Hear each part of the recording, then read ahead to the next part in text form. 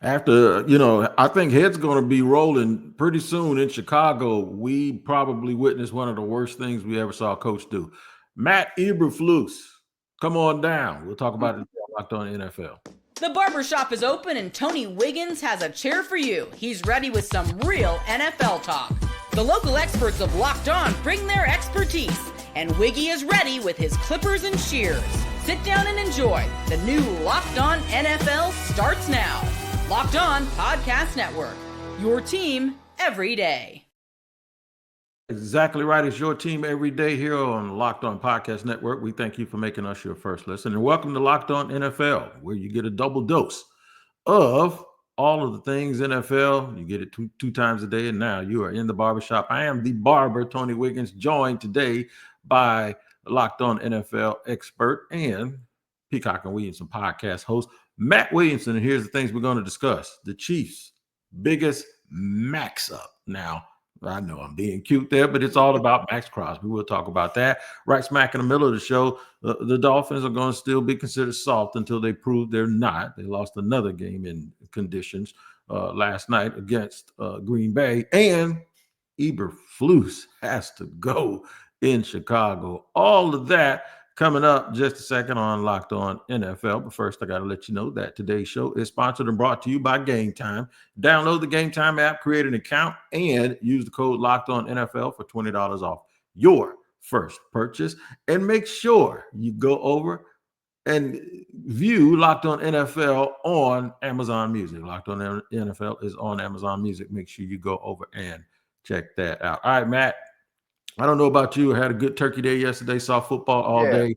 Saw the Detroit Lions do what the Detroit Lions were absolutely supposed to do and win a game, even though they kind of look like the Kansas City Chiefs because they barely got out of that game. Yeah, so I know we're going to talk about Eberflus, and Peacock and I want to say it was 2 or 3 weeks ago. It was before the coordinator change in Chicago. We were talking about hot seat coaches. And my opinion at the time was the two hottest seats should have been Jacksonville, which I don't think has cooled down, but he's going to go at the end of the year. I think we're dead on there. And at that point, I said the Bears were number 2. I mean, you had offensive pieces, a first overall pick that was greatly floundering. The defense was starting to crumble. And, he made the coordinator change, and we saw instant results, and we saw results yesterday. I mean, Bears fans shouldn't be super discouraged with where this team is right now. I mean, it is moving forward. You're seeing your quarterback develop. You came back on Thanksgiving Day against the best team in the league. That's great.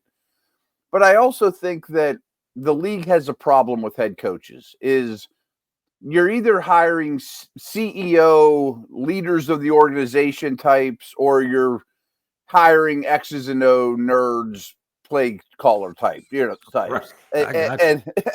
And Eberflus is definitely the latter, but he doesn't bring anything to the table in that regard. At least be a great developer of quarterbacks or offensive passing game, not a defensive-minded guy that also is not the leader of men type.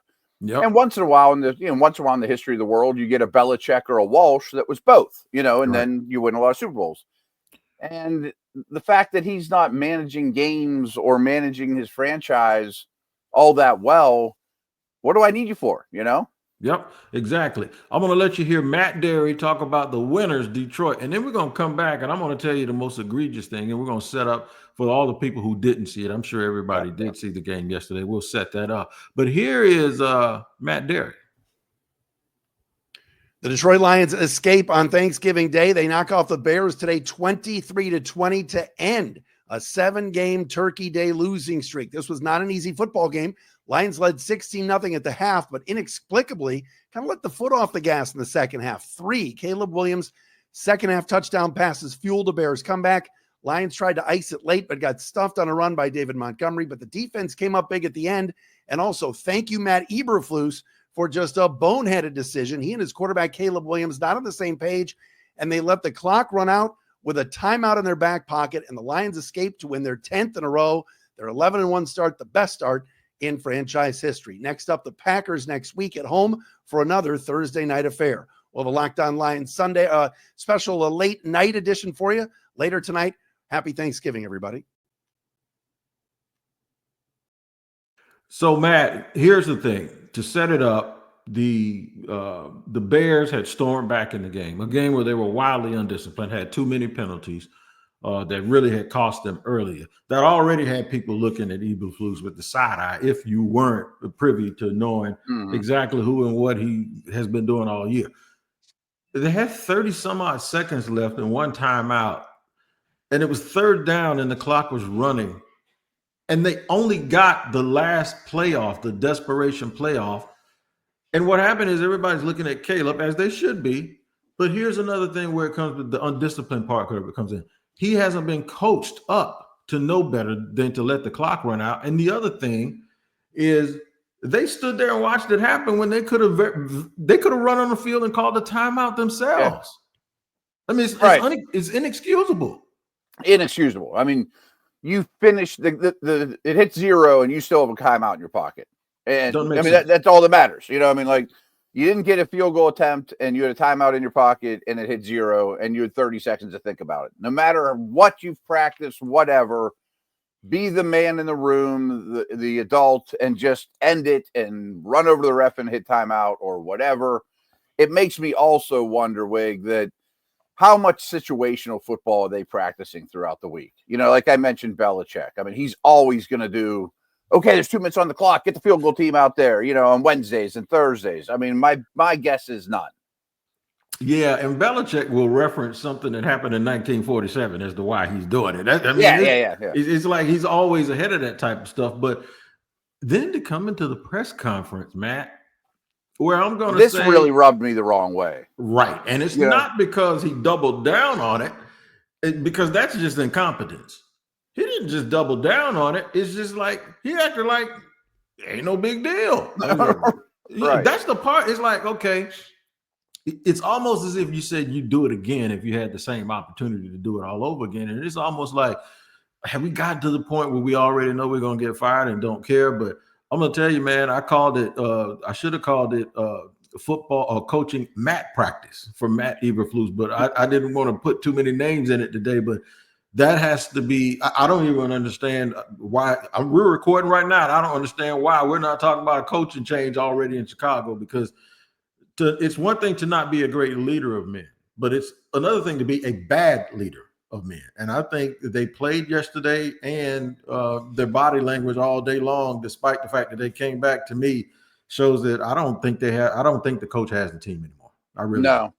So a couple things, and this is such a Bears trend. Coach one drafts the Trubisky or Fields or Williams, get a year with them, screw it all up, and then you bring in the next guy. Like, can't we all do this together? I mean, this organization has some blame here too. Like, let's build everyone's timeline together. But his press conference almost reminded me of the kid that fails the drug test at the combine. Either you have a problem or you're too dumb to know. Either way, I don't want you. You know, like, you know, if he comes to the podium and still thinks he did the right thing, well, then you can't be my head coach.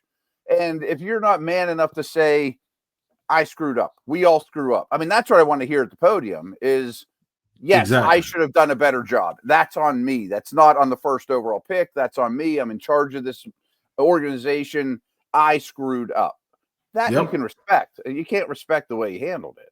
You absolutely cannot respect them. People that I do respect said exactly what you said just then. So that means that it has some legs to it. All right, man. So here's what we're going to do. We're going to talk about the Dolphins and the Cowboys. One team won on Turkey Day. The other team did not. I'll let you guess. Maybe it's the team from South Florida that played in Wisconsin. We'll talk about that in just a second here on Locked On NFL.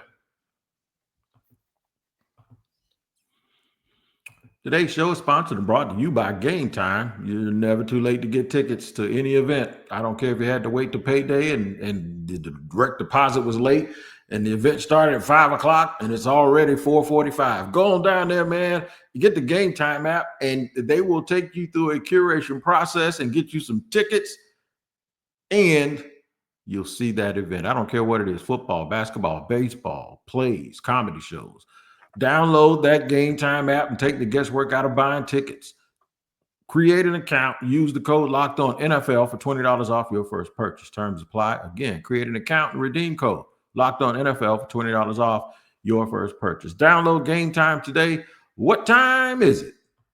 It's game time.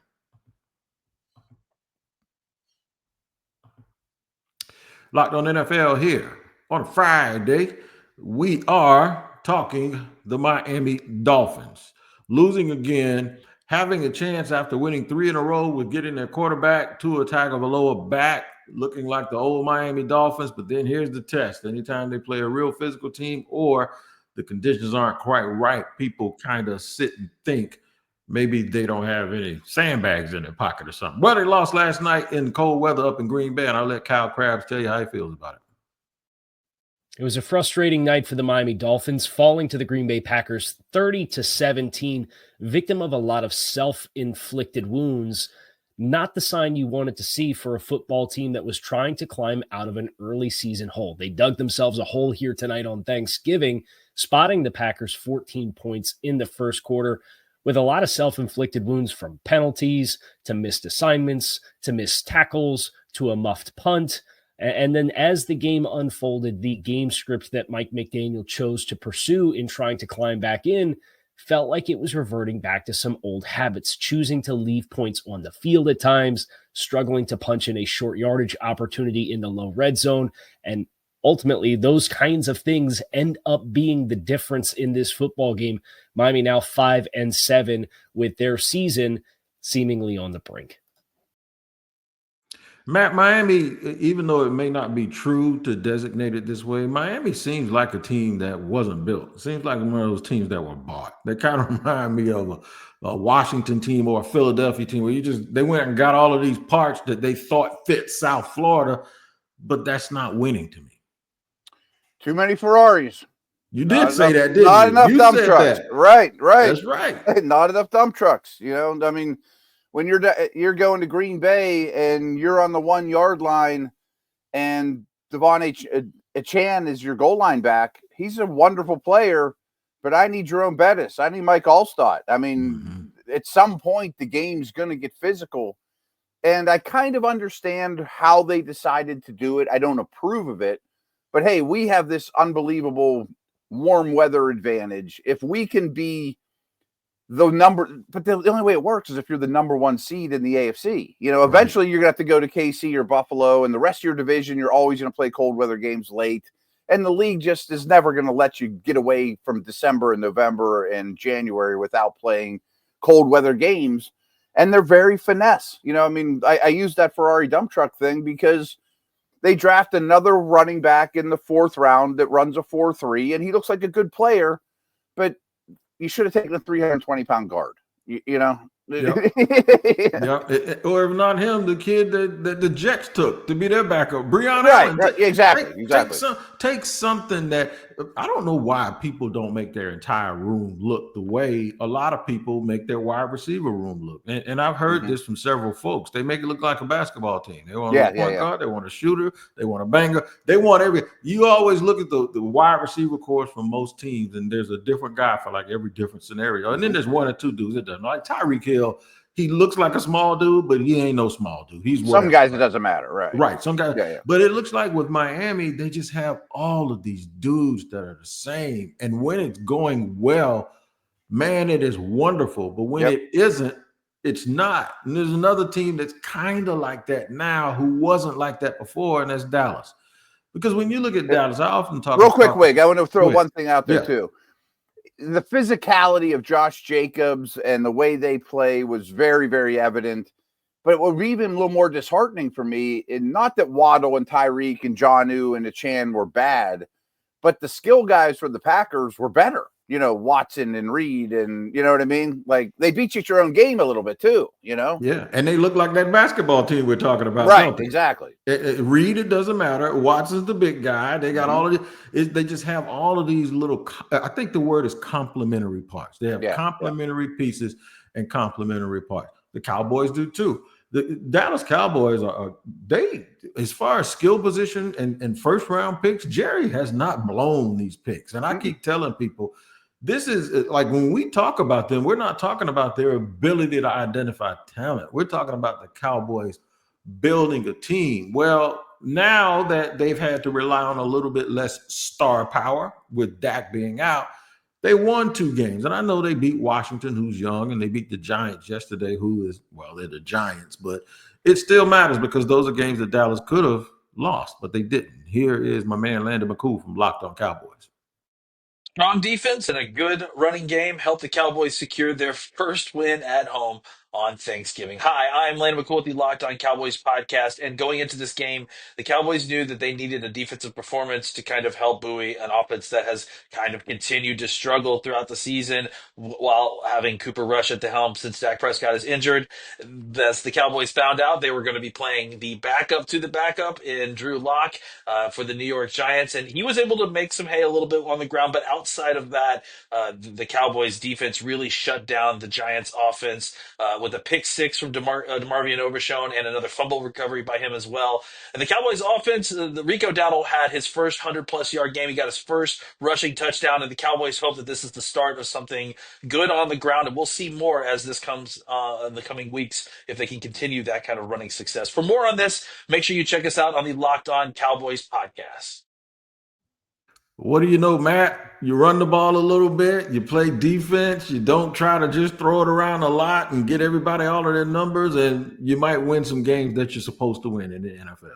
Yeah, and you mentioned it is the Giants. I get that, but still, it's a national stage, and Dexter Lawrence is on the field, and I mean, these are still proud human beings. But I think that's also very encouraging. I mean, Dallas isn't going anywhere this year. I know that people are talking about, they're still in the playoff hunt. Let's be honest, they really aren't. And if they are, they're going to get destroyed in round 1 anyway. But, I mean, Parsons has come back, and he is a force multiplier on that defense. Overshown was the star of the show here, but the defense in general was a lot more solid lately, stopping the run, fundamental stuff. And Rico Dowdell is not a superstar, but every mock draft I see has GT to go into the Cowboys. Like, give me a D tackle and a 3rd round back, and I'll go with what I got. You know what I mean? Like, I've seen enough from these guys that I don't need to make that investment in the top 10 running back. You know what I mean? Yep, and that's encouraging. Yeah. CD Lamb didn't finish this game, Yeah, see, that's no CD, no Dak. Yeah, and look, right. The dudes is usually always getting those pick 6s. They ain't back there. Mm-hmm. And guess what? You had to rely on, I guess, you had to rely on being a team. You had to rely on your glue guys more than you had to just sit back and watch stars. Now, let me look at their schedule. They got 5 games left. The Bengals, they're home against the Bengals. That's a night game. So that'll be very, very interesting because they're kind of like 2 teams that's in the same boat, right? Talented in some spots, but just not having a good season. They should beat the Panthers, although that's not a given the week after that. That home game against the Bucs is going to be super, super tough because the Bucs, they play people tough like that. And then they go to the Eagles, and then they're home against the Commanders, which is going to be wild. So they're going to need a lot of help just to make the playoffs. And the other thing about them making the playoffs is, like, you're right, they're going to lose early. But the help they're going to need is, in my opinion, because the NFC East they're going to have 1 if Dallas doesn't make it. The NFC South, that's where, well, the Bucs are going to run away with that. It's going to be the North. And you got to hope those teams out west just beat each other into submission, and nobody has a better record than Dallas does to get that 3rd wild card spot. So we'll see about the Cowboys. Kansas City is. I don't like the chances. No, not even close. Right? Not looking at that schedule. I don't like because I see 2 or 3 losses. Right. Yeah. The Chiefs, another team. We were waiting for the offense to get better. They did, and then all of a sudden the defense looked like they couldn't play last week.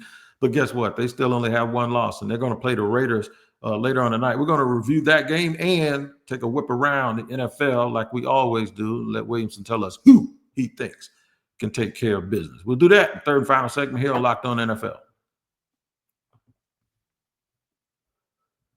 Today's show is sponsored and brought to you by our friends over at FanDuel. Man, if your team isn't playing well, that's all right. You can still win money.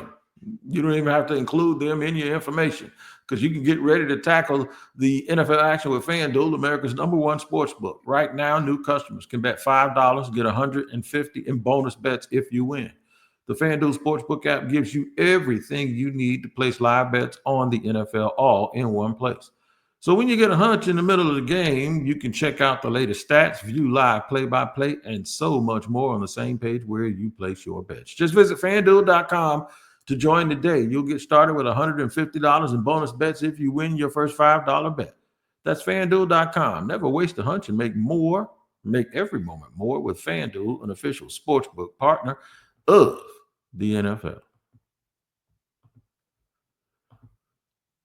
Segment number 3 here on Locked On NFL. Where's your team every day? Got an interesting rivalry game with the Chiefs, who everybody is still waiting to either just prove that they're going to fall apart in the playoffs or prove that they're going to start playing like a team that actually only has one loss this year.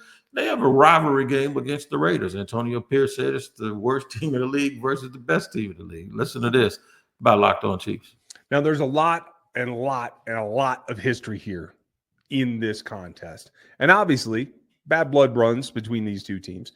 Nothing's probably more important than stopping Max Crosby. Now, a lot of folks are going to tell you, oh, that's not that hard to do. He's been on a bad roll. He hasn't gotten a sack in, 4 or 5 games at this point.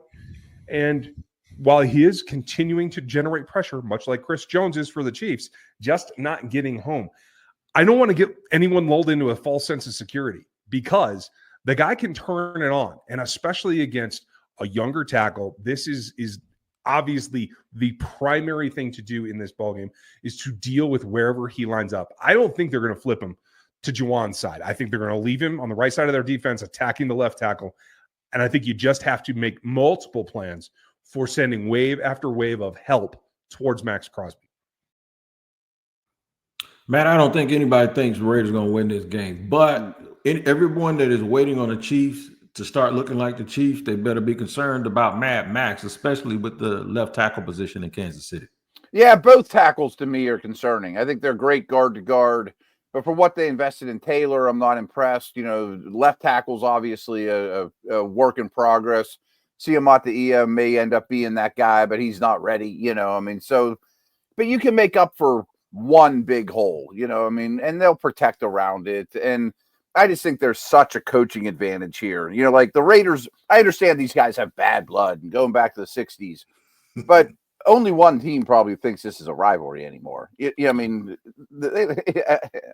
know that they beat them last year, but Andy Reid versus that coaching staff on a short week when all you have to really worry about is Crosby, I don't think that they're going to stumble at all. All right, so you got it. You already know. Well, I probably knew that before that you're going to pick the Chiefs because I think everybody's picking the Chiefs. Let's take a quick whip around the National Football League. On Sunday, the LA Chargers. See, I always screw that up every week. I got it right. LA Chargers go to Atlanta. Matt, what do you think? I like LA in this one. I mean, again, it's just a more physical, well-coached team, I think, wins this time of year. But I don't feel super strong about it. Yeah, but with Atlanta, I just can't put my finger on it. They are the biggest, to me, one of the biggest enigmas in the league. One week, good. The next week, not so good. Pittsburgh, I love these rivalry games, especially this time of year. They go to Cincinnati. It ain't going to be easy. I'm biased, but I did pick the Steelers 24-23 on several other shows, so I'll stick with it. But the Bengals are really dangerous and desperate. I mean, if the Steelers beat them here, their season's probably shot. Yes, sir. Arizona, the team that's kind of been on the good side of me, not really knowing who they're going to be every week. They got a test now. They got to go up and play Minnesota. Yeah, I just think that's a really tough environment to walk into, plus the defense that the Minnesota puts you in a bind. Even when teams took away Jefferson last week, Minnesota still moved the football with their peripheral options. I'd like them to win this game. What about the Colts and the Patriots? I think the Colts go up there and win, but that one I'm just really excited about both young quarterbacks. Yeah, watching Drake May and, of course, A. Rich for the Colts. Seattle, looks like they're trying to win the division. Well, I thought they were, and then now they got to go play Aaron Rodgers and the Jets, and what do you expect? Yeah, I mean, they could stumble. It's a 1:00 game all the way across the country. That's not easy, especially this time of year. But I really like where Seattle's at. I mean, I think that coaching staff is putting their stamp on the defense. They're a little healthier. The O-line's not as bad of a liability. So I think they're the much better team. No doubt about it. Tennessee with a spirited win last week. Will Levis trying to say, hey, man, not so fast on all this rookie quarterback talk. Going to Washington, who needs to try to get back on board. Yeah, I think Washington kind of gets out of their funk, but I think Tennessee keeps us closer than most people might think. Levis has been a roller coaster, but some of it's been good. They get the ball to Ridley, and Tennessee's defense is legit. Yeah. So I'm telling you, man, you're hard pressed, in my opinion, to find a 1-2 punch better than Devondre Sweat and Simmons. They're really, really, really good. Houston comes to Jacksonville. Which guy? I can't pick the Jags in any way, shape, or form right now. I don't think anyone's playing worse. Yeah, I got it. It's a tricky game, though. Mark my word, I think this will be a little tricky. Only because Houston's been playing down, and I think Trevor Lawrence is going to play for the first time. We do think Lawrence is going to play? That's what I was going to ask you. Yeah, I think he's going to play. The Los Angeles Rams, all the LA teams coming west this week after all the primetime games were out there last week. They go to New Orleans, the Big Easy. I have mixed feelings on this one, too. I like that the Saints have put some things together. They didn't go in the tank. You know, they're at home, tough place to play. I just don't know if they have the weapons to take advantage of the back seven of the Rams. So I'm going to go with Stafford and McVay here. Same. I'll go with those young Florida State defensive linemen, too, against that Saints offensive line. Yeah. Tampa Bay at Carolina, who are playing way better than I thought they could. Yeah, I think Carolina's offense is encouraging. You know, like just go build the defense next to the offseason, and that's a building block at least. I just think Tampa's O-line and now running game and Evans and the way that they play football, Baker's playing really well. They should go in and win this game. I think the last two of the games of the week, the 49ers, who need to get something going at Buffalo. Yeah, I think their season ends up being shot. I think this is when they fall into the grave finally, and they've had to overcome so much. And Buffalo coming off a bye is not the team you want to play right now. No, and with the 49ers specific issues, this is like one of the teams you don't want to be playing right now because everything 100%. Buffalo does well is what you don't do well. All right, biggest game of the weekend, man, for a lot of reasons. I'm going to be glued to the television. Philadelphia at Baltimore. Yeah, I can't wait too. I mean, I love the Saquon, Derrick Henry angle, new teams, two best backs in the league right now. I mean, it's a lot of fun. I'm going to go with the Eagles, though. I mean, because they're so good on both lines of scrimmage, I think they can travel to a tough environment. There definitely, I very much believe, is something to NFC teams struggle with Lamar because he's so unique. You see him every 4 years or whatever, and that makes it really difficult. But I like how their defense is playing, the Kobe Dean, those defensive backs. I think they can kind of handle all the things Baltimore throws at you. I'm going to say what I said to Ross Jackson yesterday. Go look at the Baltimore schedule based on who is actually really good this year. And I promise you, Baltimore, in my opinion, has the toughest schedule I've ever seen. I've never seen a team every single week on TV against another really good team like Baltimore has this year. And if I'm wrong, somebody can correct me. All right, Monday night, Jameis Winston takes his talents to Mile High and plays the Denver Broncos. I think the Browns aren't terrible anymore. Like I made the mistake of watching Steelers-Browns thinking the 2024 Browns are terrible. Yes, but the Winston-led Browns are average. You know, I think they'll win games this year. I just don't think it'll be this one because I like the way Peyton has gotten the most out of Knicks and both lines of scrimmage in particular. And even late in the season, playing a Mile High is tough. It is tough.